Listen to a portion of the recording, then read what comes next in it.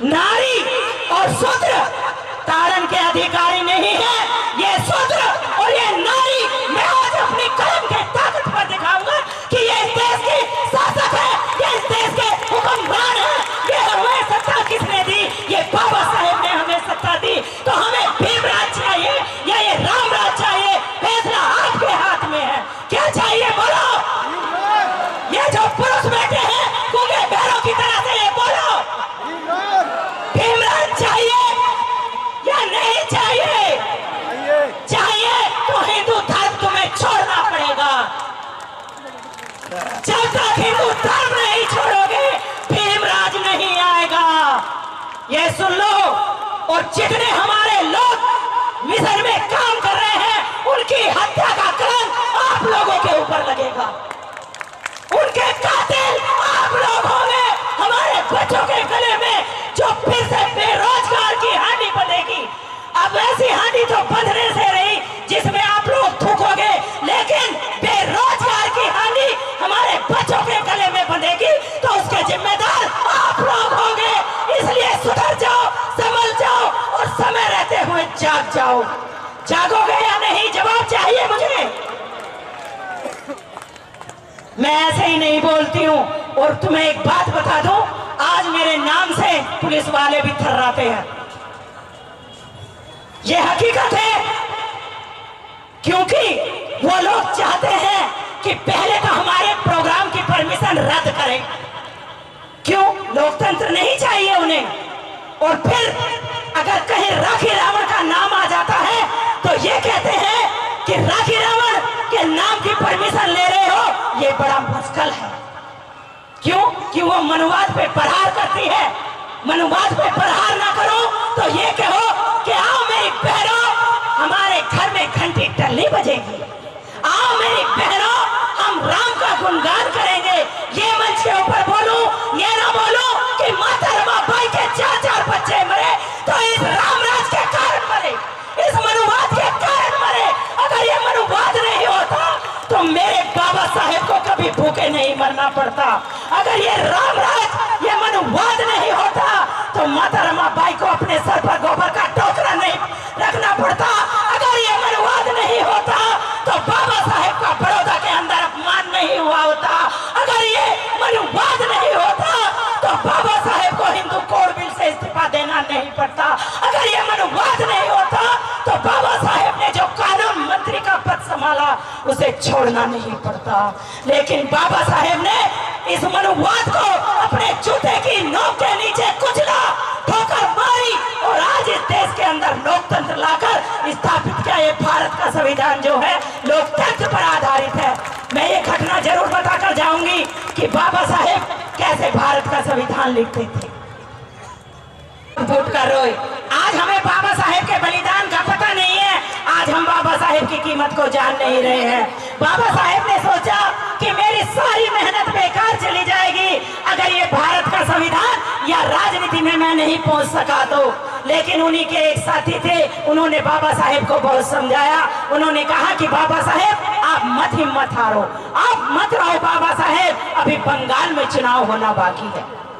बाबा साहेब ने बंगाल से चुनाव जीता और जोगेंद्र नाथ मंडल जी का भी मैं बहुत ऋण अपने समाज के ऊपर मानती हूँ कि उन्होंने बाबा साहेब को चुनाव लड़वाया।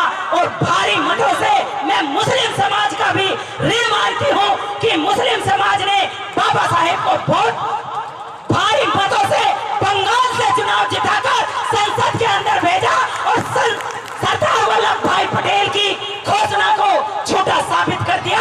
जो सरदार वल्लभ भाई पटेल ये कहता था कि अरे ये डॉक्टर अंबेडकर संसद के दरवाजे तो क्या, संसद के अंदर तो क्या, संसद के दरवाजे और रोशनदानों तक भी नहीं पहुंच पाएगा। लेकिन वही बाबा साहेब संसद के दरवाजे और रोशनदानों को पार करता हुआ संसद के अंदर पहुंच जाता है और इस भारत का भाग विधाता बन जाता है। सरदार वल्लभ भाई पटेल की घोषणा को झूठा साबित कर दिया। बाबा साहेब संसद के अंदर जाते हैं और संविधान लिखने का भार जब बाबा साहेब के ऊपर आता है। 7 सदस्यों की समिति बनी थी, 6 लोग किनारा कर गए क्योंकि किसी में भी इतना दम नहीं था, कोई भी इतना ज्ञानवान नहीं था कि कोई भारत का संविधान लिख पाता। इसलिए किसी ने कहा कि मेरी पत्नी बीमार है, कोई विदेश के अंदर बस गया, और किसी ने कहा कि मैं खुद बीमार हूँ। 6 के 6 लोग किनारा कर गए, लेकिन हमारे मसीहा डगमगाए नहीं। उन्होंने सोचा कि अब मैं अपने बच्चों के अधिकार इस भारत के संविधान में सुरक्षित करूंगा। कौन से अधिकार? जो बाबा साहेब ने पूना पैक्ट के समय लंदन में 1932 में लिए थे। 1932 में ही बाबा साहेब ने हमारे पास जितने भी अधिकार हैं वो 1932 में ले लिए थे। तो बाबा साहेब ने सोचा कि अब भारत के संविधान में मैं इन्हें सुरक्षित करूंगा। और वो एक कमरे में बैठते और जिस कुर्सी पर बाबा साहेब संविधान की वो कॉपी लिखते थे, वो पृष्ठ लिखते थे, वहां मेज पर बाबा साहेब उस पृष्ठ को रखते और कुर्सी लकड़ी की ली, उस लकड़ी की कुर्सी पर बाबा साहेब ने कीले लगाए। सर्दी आती तो बाबा साहेब रस्सी लेते और रस्सी का एक छोर पंखे से बांधते तो दूसरा छोर अपने पैर से बाबा साहेब बांधते थे। क्यों बांधते थे? आखिर क्या जरूरत पड़ी थी बाबा साहेब को ऐसा सब करने की? बाबा साहेब के शरीर में बहुत पीड़ा रहती थी, बहुत शुगर बाबा साहेब का बढ़ा हुआ था, इंसुलिन के इंजेक्शन लेने पड़ते थे, पूरा शरीर दर्द से कराता था, लेकिन फिर भी बाबा साहेब को चैन नहीं पड़ता था। फिर भी आप लोगों के लिए कई दिनों तक इस भारत के संविधान को बाबा साहेब एक कमरे में बैठकर उस कील लगी कुर्सी पर और उस पंखे से बंधे हुए रस्सी के छोर पर और अपने पैर से बंधे हुए लिखते थे कि कहीं मुझे नींद आ जाएगी तो ये रस्सी का झटका लगेगा और मेरी आंखें खुल जाएंगी और ये भारत का संविधान मैं पूरा कर सकूंगा। उनके एक पीए थे जिनका नाम था नानक चंद रत्तू जी। एक दिन उन्होंने बाबा साहेब से कहा कि साहब आपकी आज्ञा हो तो मैं आज अपने बीवी बच्चों से मिलाऊं, आप कहो तो मैं जाऊंगा और आप मना करो तो मैं नहीं जाऊंगा साहब। बाबा साहेब ने कहा कि ठीक है रत्तू, तुम चले जाओ और सुबह जल्दी आ जाना। बाबा साहेब ने कहा कि सुबह जल्दी आ जाना, और जब रत्तू सुबह आते हैं तो क्या देखते हैं?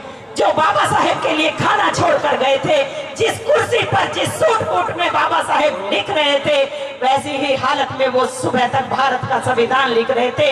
रत्तू चाय लेकर आते हैं, बाबा साहेब को प्रणाम बोलते हैं, तो बाबा साहेब की नजर जब रत्तू पर जाती है तो वो कहते हैं कि अरे रत्तू तुम घर नहीं गए। देखना कैसे थे हमारे बाबा साहेब। उन्होंने कहा कि अरे रत्तू तुम घर नहीं गए।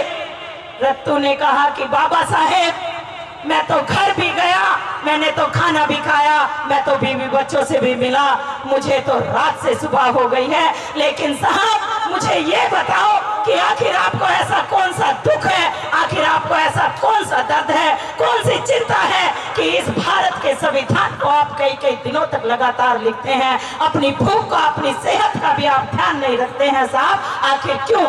बाबा साहेब की आंखों में आंसू आए और उन्होंने कहा कि रत्तू मेरे पास टाइम नहीं, रत्तू मेरे पास टाइम नहीं है। बाबा साहेब जानते थे कि वो ज्यादा दिन जिंदा नहीं रहेंगे और उन्होंने कहा कि रत्तू अगर ये भारत का संविधान अधूरा रह गया तो मेरे ये 7 करोड़ छूत बच्चे फिर से अनाथ हो जाएंगे, इनका जीवन पशुओं से भी बेकार हो जाएगा, ये मनुस्मृति के फिर से शिकार हो जाएंगे, इन्हें ऊपर उठाने वाला कोई नहीं रहेगा रत्तू।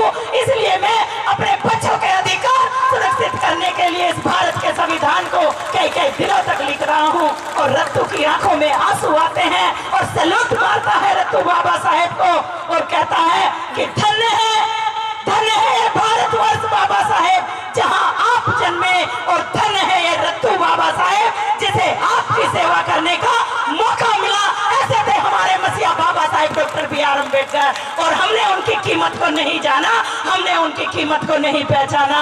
इसलिए 2 लाइन में वो बीच में देती हूँ कि एक तरफ मनुस्मृति थी जिसमें बाबा साहेब ने आग लगाई और दूसरी तरफ ये भारत का संविधान था।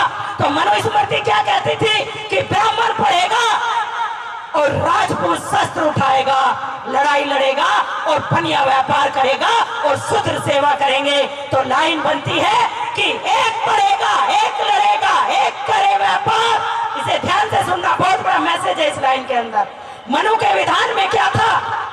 एक पढ़ेगा, एक लड़ेगा, एक करे व्यापार और इन तीनों की सेवा करना शूद्रों का अधिकार। ये था मनु का विधान, ये था मनु का विधान। लेकिन बाबा साहेब ने इस मनुस्मृति को 25 दिसंबर 1927 को महाड़ताल में आग लगा दी और ये भारत का संविधान 26 जनवरी 1950 को लागू हुआ, जो 26 नवंबर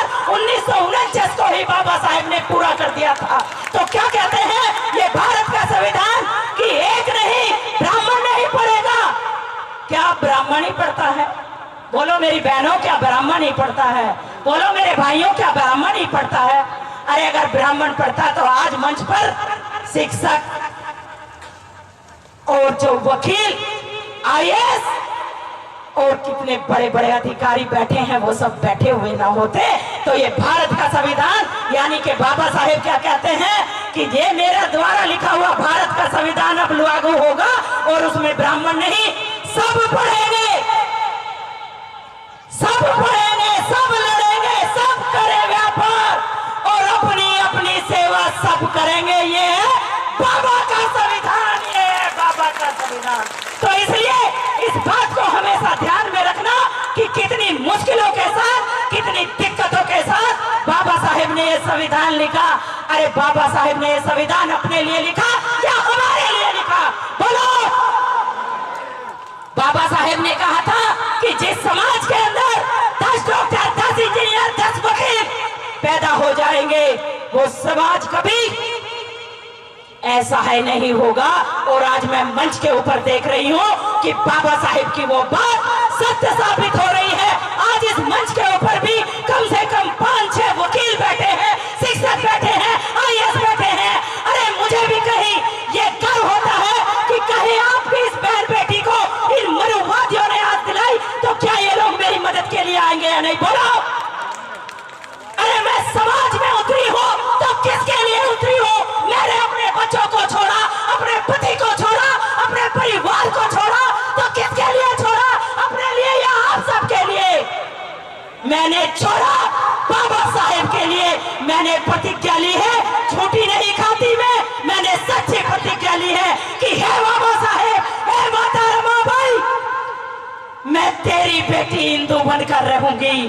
क्योंकि आपने अपनी बेटी इंदु को खोया, इंदु को दवाई नहीं मिली, इंदु की मौत हो गई। लेकिन है बाबा साहेब, ये राखी रावण आपकी बेटी बनेगी और आपके मिशन को गांव-गांव, शहर-शहर तक ले जाएगी, अपने समाज को हर समय जगाने का काम करेगी और इस मनुवाद की धज्जी उड़ाती रहेगी। चाहे कोई कुछ भी कहे, मैं किसी से नहीं डरती। अरे मरना तो एक ही दिन है, बार बार नहीं। एक राखी रावण मरेगी तो 10 राखी रावण यहाँ पैदा होंगी, किसी की कमी नहीं है। इसलिए बाबा साहेब की बात को हमेशा याद रखो। और मैं एक बात वो बताकर जाऊंगी इस मंच के माध्यम से, जो आज हमारे लिए राजनीतिक क्षेत्र में बहुत जरूरी है। साहब काशीराम जी, मान्यवर साहब काशीराम जी ने अपना घर छोड़ा, अपनी नौकरी छोड़ी और वो साइकिल गांव-गांव जाकर इस समाज को जोड़ा और बीएसपी पार्टी हमें दी। बाबा साहेब ने भी कहा कि राजनीति सब तालों की चाबी है, लेकिन वो चाबी तब बनेगी जब हमारे समाज के लोग और दूसरे समाज के लोग सही से काम करेंगे। बाबा साहेब ने एक बात और संविधान सभा में संविधान देते हुए कही थी कि मेरा लिखा हुआ या किसी का लिखा हुआ भी संविधान तभी अच्छा साबित होगा जब इसे चलाने वाले लोग अच्छे साबित होंगे। अगर इसे चलाने वाले लोग बुरे हैं तो ये संविधान भी बुरा साबित होगा, चाहे कितना भी अच्छा है। तो आज बाबा साहेब का जो संविधान है वो बहुत अच्छा है, दुनिया का सर्वश्रेष्ठ संविधान है, लेकिन ये लोग उसे बुरा साबित करने पे लगे हैं क्योंकि इसे चलाने वाले ठीक नहीं है। तो इसे चलाने वाले जो लोग हैं वो हमारे लोग होने चाहिए, यानी कि इस देश के बहुजन मूल निवासी होने चाहिए। 85% लोगों की सत्ता फिर से आनी चाहिए, तब जाकर कहीं बाबा साहेब का संकल्प पूरा होगा या नहीं होगा। और वो तुम्हें पवे में नहीं बिकना है। साहब काशीराम जी का हमेशा त्याग और बलिदान तुम्हें याद रखना है। अरे साहब काशीराम जी की शादी होने वाली थी, लेकिन जब उन्हें बाबा साहेब के बारे में पता चला तो उन्होंने शादी नहीं की, उन्होंने शादी तोड़ दी। और उनके पिताजी ने कहा कि ये मेरी बात नहीं मान रहा है, मैं इससे नाता तोड़ दूंगा। और पंजाब के अंदर एक सभा लगी हुई थी, साहब काशीराम जी उस सभा में गए और जब वो बोल रहे थे तो उनकी माताजी दूर से सुन रही थी। उन्होंने देखा कि आज मेरे बेटे को सुनने के लिए कितने लोग आ रहे हैं, लेकिन उनकी आंखों में आंसू थे। और जब सभा समाप्त हो गई तो वो अपने बेटे के पास गई और उन्होंने अपने बेटे से कहा कि बेटा मैं बूढ़ी हो गई हूँ, अब मुझसे घर का काम नहीं होता है, बेटा अब तू ऐसे कर मेरे लिए बहू ले आ। मैं तेरे सर पे सहरा देखना चाहती हूँ मेरे बच्चे, तू घर चल, मैं तेरी शादी कराऊंगी। तो साहब काशी राम जी ने कहा कि नहीं माँ, मैं घर नहीं जा सकता, माँ मैं अब घर नहीं जा सकता, माँ तुम मेरे लिए सहरा नहीं, क्या चाहिए माँ, मुझे कफन चाहिए। इस बहुजन समाज को इस देश की सत्ता दिलाने के लिए मुझे अपने सर पर कफन बांधना है, सहरा बांधना नहीं है। और साहब काशी राम जी ने अपना घर भी छोड़ा, नौकरी छोड़ी, शादी नहीं की, और वो हमें इस देश की राजनीतिक सत्ता हाथ में देके गए। गए या नहीं गए? बहन मायावती को उन्होंने यूपी की 4 बार मुख्यमंत्री बनाया, लेकिन आज वो हमारी पार्टी थोड़ी सी लुढ़क गई है। मेरे समाज के भाइयों, हम सबको मेहनत करनी पड़ेगी, हम सबको मेहनत करनी पड़ेगी। ना तो हमें साहब काशी राम जी का त्याग बलिदान बोलना है, ना हमें बाबा साहेब का त्याग बलिदान बोलना है, ना हमें ज्योतिबा फूले जी का त्याग बलिदान बोलना है, और ना हमें माता रमाबाई का त्याग बलिदान बोलना है। शायद टाइम हो चला है, मुझे इशारा कर देना, मैं अपनी बात हो गया। मैं अपनी बात खत्म करने के लिए जा रही हूं, लेकिन खत्म करने से पहले हमेशा 3 बातें याद रखना। जब जब तुम्हारे मुख तक ये पानी की बोतल जाती है, पानी पी